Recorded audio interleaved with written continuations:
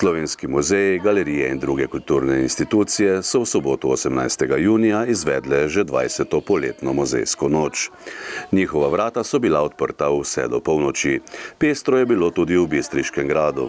Zavod za kulturo Slovenska Bistrica je med drugim omogočil vodene brezplačne oglede, razstave, vedute, podobe krajev in gradov med Pohorjem in Bočem v galeriji Grad.